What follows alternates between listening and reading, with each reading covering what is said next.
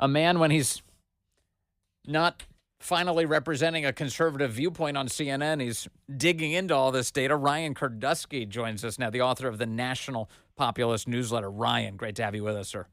Thank you for having me. Also, what is CNN thinking? What is going on? I'm going on tonight, so at 11 o'clock, so tune in to CNN and see conservative on the network. I love it. I love it. It's producing all sorts of really great clips, and I'm just enjoying it. So keep up the good work, Ryan. I think you're doing great. Appreciate that. How do you assess the state of the race right now? I mean, it's very difficult because in a number of important states like Michigan, Wisconsin, Georgia, there is no party enrollment. So we don't know. I mean, we know the numbers of early voters. We kind of know where they come from, right? But we don't know if it's Republicans or Democrats. So in the states that we do know, in Pennsylvania, Arizona, Nevada, and North Carolina, and Florida, even I'll throw it in there, Florida's voting numbers are through the roof for Republicans. Arizona's got a very high number, and the good thing with Arizona is the Republicans are doing a very good job at getting out their low propensity voters. In Nevada, which was supposed to be Harris's safe swing state that she was likely going to win, the early vote numbers are not very strong for her at all. The firewall of the Clark County, being Nevada, are so low that John Ralston, who is a political observer and in Nevada, he's only ever called one race incorrectly, and he's been doing it for 40 years in the state, and it was a state house race. Yeah. He says, it's not over yet for Kamala, but it is in very, very bad shape. Mark Halpern, I was just listening to his thing. He said, come election day, if this goes on for another week or so, we are going to know that Donald Trump will be elected president before election day at the rate they're currently going. Right. And Clark County is really kind of the whole ballgame, actually, in Nevada, because it's the population center. It's Las Vegas. It's where everybody lives. And right now what it looks like is that, according to John Ralston and others who are looking at this really closely, Republicans are doing incredibly well. Republicans are motivated in a way that they haven't been in a very long time. It could be because they feel, Biden is so bad. It could be because, they're so motivated by Trump. They think that he was robbed 4 years ago, or they just think that Kamala would be a disaster. I'm, partisan to all three opinions. Yeah. But they are highly motivated to get out and vote in a very strong way, in a way that Democrats are not motivated by Kamala Harris. And the insane delusional thing you hearing from the media that Trump is so bad, he's the end of the world, he's a terrorist, he's a Nazi, he's this, he's that. You can only do that for so long, and then you go watch the Al Smith dinner, and Chuck Schumer and him are laughing together, buddy. Sorry, I wouldn't laugh with Hitler if I was sitting next to me at a dinner table. Of course. You know what I mean? That the game is kind of over, and you have Antonio Brown, who I've been told is a big NFL player, campaigning for Trump in Western Pennsylvania. Uh-huh. You have Elon Musk. You have much higher caliber celebrities and also minorities sitting there and saying, it's fine to vote for Trump. And I think the shine is really off of the whole, let's call him a Nazi until we turn blue in the face. So I know that it seems the left is not, of course, relying on an appealing candidate to win this election. The thought has been that they're going to win because their machine is better. They've got all the money.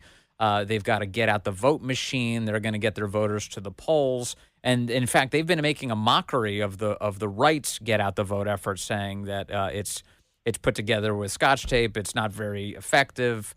What are the current turnout numbers telling you about how organized the right is?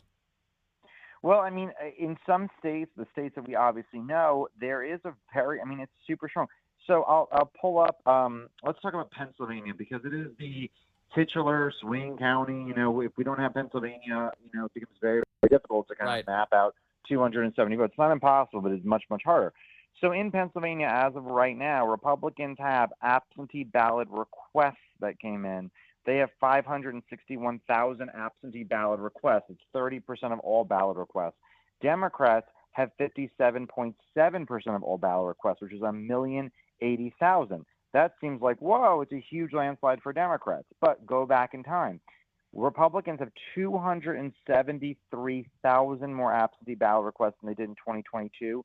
Democrats have 116,000 more absentee ballot requests. Go back to 2020, COVID, obviously everyone was voting absentee ballot, or a lot of people were. Republicans are only 200,000 absentee ballot requests shy of their 2020 numbers. Democrats are 850,000 votes shy of their 2020 numbers. Now, what the Democrats are coping by saying is that, oh, it could be that these are all people who are going to go vote, and it's just they're eating their election day vote, and our voters will just show up on election day. That could be true, but there is a lot of early vote in Arizona, in Nevada, of people who don't vote or who have never voted before, who are Republicans. Some data I got today of ballot applications, 7%, 36,000 of all the PA Republicans are people who have or new voters. 48,000 are people who have never voted before, which is higher than a lot of Democrats. Of people who have never voted or voted absentee, and they have a 2-to-1 advantage. That's an enormous, gift to the GOP. Not to mention the people who are still going to show up on election day. Republicans win election day vote, so if they can keep Democrats' margin in Pennsylvania down to under 500,000 in the mail-in ballot, there's a very strong chance that they will win enough of election day vote to win. If Democrats somehow have a 600,000 absentee margin in Pennsylvania, it becomes much, much more difficult. And that's what Democrats have always hoped for, is that they bank so many early votes that come election day, there's just not enough Republicans. Because election day, everyone knows somebody who couldn't vote because their kid gets sick, their car breaks down, it works late, it snows, it rains, whatever, and they just don't show up to vote. So or the machines break down or whatever. So by banking this many absentee ballot requests and getting the ballots in their hands and either handing it in on election day, mailing it before election day, whatever the case that they're doing it in, they're keeping Democrat margins very narrow. Right. And if you're the kind of person who's suspicious about the left and their shenanigans, you should probably get in while they think their voters are doing it. You know what I mean? Which is during the early vote. And I'll say this right now. The Republicans in 2022 only led in Pennsylvania in 2 counties in the absentee votes. And in 2020, they led in 13 counties. Right now, they lead in, I'm looking at it right now, it is probably 25 counties they lead in, with another 5 or 6 that they can get ahead in. That's quite a few. That's not a small amount, to say the least. Mm-hmm. So, I mean, the Republicans are amplified. We're seeing it in Nevada. We're seeing it in Arizona. Yeah. And we're seeing it to a certain extent in Pennsylvania. It's just a matter of, can this momentum continue for a week and a half? What factor do you think all of this demographic upheaval is going to play in the election? Because it is interesting that, Trump support is growing in all sorts of groups that the Democrats thought that they had on lockdown. It's possible that Trump could win a majority of the so-called Hispanic vote. He's growing his percentage with the black vote pretty monumentally. I'm seeing reports now that in Michigan, it looks like Trump could actually win the Arab American vote there, which could lead to a really interesting election where he wins both the Arab American vote and the Orthodox Jewish vote in the same election. What do you think is happening? I mean, that's possible.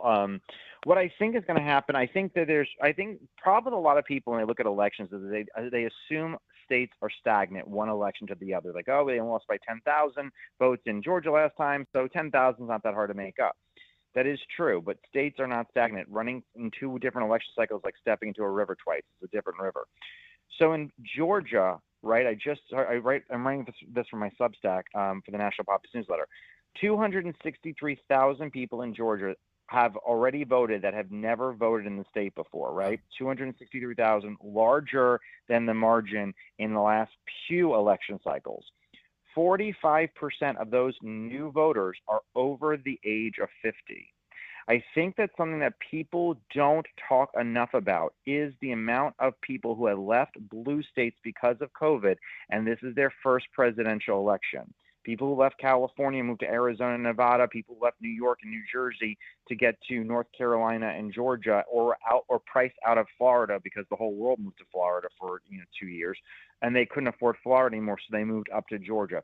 That is not a small number of people. Nevada has very similar numbers to that. So the senior communities in those areas are growing tremendously, and that will be very important to sit there and maybe counter help counter the Gen Z vote, which is going to be heavily for Kamala Harris.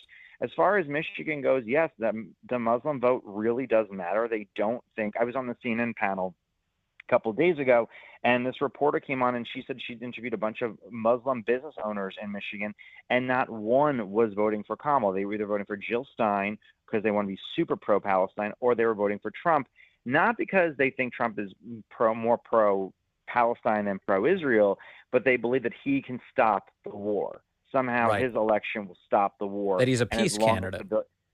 Well, that he's just and this is what Boris Johnson said. He brings a lot of uncertainty to the table, and foreign leaders are worried about him. They don't want to mess around because they actually are afraid of Trump because they think that he's, a little off-hinged, and sometimes reading his tweets he can be. That's not a bad thing when you're the executive in chief, and you are sitting there and trying to move the chess pieces on the world map to make sure other countries avoid bad doings. And we saw that the minute Trump left, Russia invaded Ukraine. A few years later, Gaza invaded. Iran has been out of control. North Korea started testing missiles again.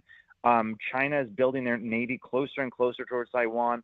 All these things because they think the leadership, the current leadership of the United States, is very weak, and they are scared of Trump. That is not a bad thing that you want from the president if you believe in the idea of peace through strength. So those are all things that I think are working in his benefit when it comes to the Arab voters. They think that people will just calm down because they don't want to upset the wild man in the White House. Okay, so let me ask you about the other candidate. Kamala Harris is not on the campaign trail today. She's not doing any campaign events. She's doing 2 interviews, or she may have already concluded them. One with NBC's Hallie Jackson, the other with Telemundo's Julio Vaquero. That's today, and she didn't do any campaign events. She's got 14 days left to go. She's going to Texas on Friday. On Friday for a rally in Houston. In the final 2 weeks, she's going to a state that she has no chance of winning for I don't know what reason. And then Waltz is going to Kentucky. And then what's that? Waltz is going to Kentucky. What are they doing? Maybe they got lost. I mean, listen, it makes sense why you would go to Texas if you think that Colin Allred can beat Ted Cruz, and the Democrats are pouring a lot more money in that race. So if that is the case, and I've heard from a number of people that the race in Texas is closer than it should be, and I don't want to say that, it's closer than it should be, and Cruz is not in the best position. So, I mean, he's not going to lose right now, but he's not in a strong position. But how does Kamala help Colin Allred? That's what I want to know. It's almost like Ted Cruz is planning this visit.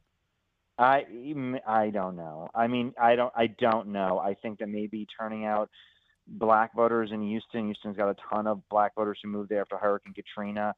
I don't know. I think that would maybe the only thing that they could sit there and do. Bring out the white mom vote, the drunken vote. I don't know. It's a wine mom vote. I don't know. Like, it could be those people that she's sitting there and leaning on to try to help Colin Allred and think, okay, if I think I can win, but I need the Senate, and the only way to pass to the Senate, honestly, is either a miracle in Nebraska or Texas. Yeah, but this is, and meanwhile, all of the other Senate candidates are running away from her. They don't want anything to do with her in Wisconsin, Pennsylvania. They're running pro-Trump commercials. Yes, yeah. They're like... In the 3 leading Democrats in Michigan, Wisconsin, and Pennsylvania are running Trump commercials. That says everything. Pro-Trump, not against him. Pro. They're like, I can work with Trump. Commercials. Yeah. Yes, how great they were working with Donald Trump. And it's so funny because Elise Slotkin from Michigan, the Democrat from Michigan, she said her internals had Kamala leading, and they said, oh, it's just a fundraising ploy. Then Tammy Baldwin said she won't even appear in public with Kamala anymore. Wouldn't go to the Liz Cheney event. They said that was a fundraising ploy. And now they're running pro-Trump commercials, and they just stopped saying anything. It's bizarre. And Slotkin's telling people that they can split ticket vote for Trump and for me. She's saying so. It's she said that. That's crazy. It's chaotic. It's actually hilarious. Ryan Girdusky, thank you as always. Look forward to chatting with you again soon and playing your clips from CNN. Thank you, sir. Thank you.